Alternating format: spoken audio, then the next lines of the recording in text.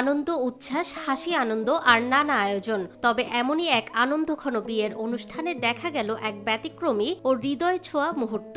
আনুষ্ঠানিকতার ফাঁকে পবিত্র কুরআন তেলাওয়াত করেন বর। তার সুমধুর কণ্ঠে তেলাওয়াত শুনে উপস্থিত অতিথিরা মুগ্ধ হয়ে যান। মুহূর্তটি অনুষ্ঠানে এক ভিন্ন মাত্রার আবহ তৈরি করে। সামাজিক যোগাযোগ মাধ্যমে ছড়িয়ে পড়া একটি ভিডিওতে দেখা যায় বিয়ের আনুষ্ঠানিকতার মাঝে বর অত্যন্ত আন্তরিকতার সঙ্গে পবিত্র কোরআনের আয়াত তেলাওয়াত করছেন। এ সময় পুরো পরিবেশে নেমে আসে এক প্রশান্তিময় আবহ। উপস্থিত অতিথিরা নীরবে তার তেলাওয়াত শ্রবণ করেন এবং অনেকেই এই দৃশ্যকে স্মরণীয় মুহূর্ত হিসেবে উল্লেখ করেন।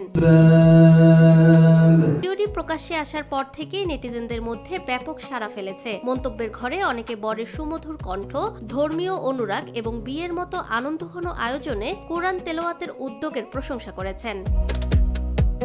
ব্যতিক্রমী এই মুহূর্তটি ইতোমধ্যে সামাজিক যোগাযোগ মাধ্যমে প্রশংসিত হচ্ছে। অনেকের মতে বিয়ের মতো বিশেষ দিনে ধর্মীয় আবহ এবং কোরআনের সুর অনুষ্ঠানকে আরো অর্থবহ ও প্রশান্তিময় করে তুলেছে। ফাহমিদা বিনতে আনোয়ার, নিরপেক্ষ। নিরপেক্ষ, সত্য প্রকাশে আপোষহীন।